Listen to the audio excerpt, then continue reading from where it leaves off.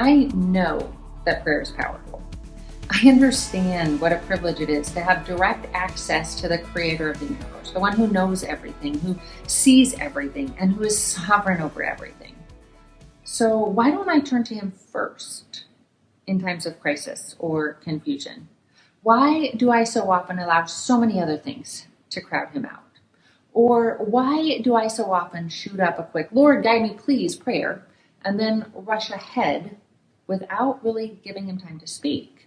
Hi, I'm Jennifer Slattery, an iBelieve writer, and one of the hosts of Life Audio's Faith Over Fear podcast. And as I was reflecting on some ways that I want to deepen my prayer life, God reminded me of a situation that our family now finds quite comical, but that terrified us at the time. A few years ago, our daughter, she traveled halfway across the country for an 8-month co-op. Now, this was a super hard, super painful, and super lonely period for her. She was only 19 years old. She was leading adults with much more experience than her, and she was trying to form relationships with those who were much older than her, and therefore in different life stages. And while she tried to connect with local faith groups, she struggled to find her fit. And as a result, she spent most of her time alone. Unfortunately, her emotional isolation had hindered her judgment, and she soon found herself in a vulnerable situation that she did not know how to handle, in a place where a stranger could have easily harmed her, and there wouldn't have been much she could do to protect herself.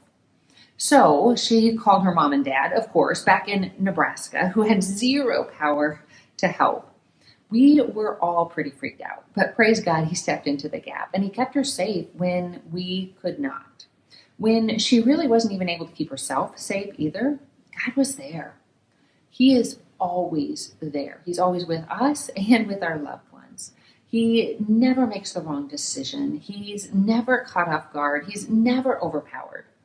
To the contrary, he is always right on time with the perfect answer for every situation we could ever face.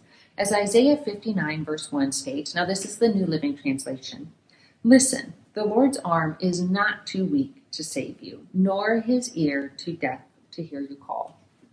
He's shown me again and again that his arm truly can reach across cities, across states, and entire continents, and that he's strong enough to pluck you and I and our loved ones out of the deepest pits, which is why I want to learn to rely on him more, to turn to him first, to wait on his word, and to trust in his aid. To believe that the God who set time itself into motion will indeed show up right on time in my life and in the lives of those I love. And I'm confident he'll do the same for you.